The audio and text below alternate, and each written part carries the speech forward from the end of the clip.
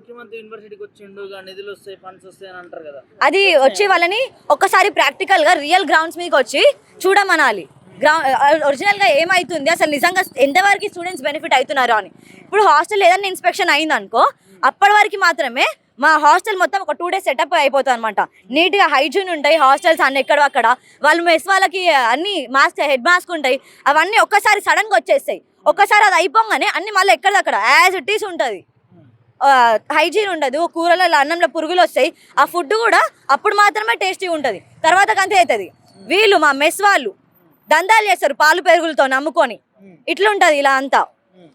మాకు తెలియకుండా మా స్కాలర్షిప్లు మా మీద స్పెండ్ చేయడానికి వీళ్ళకి పైసలు ఉండవు.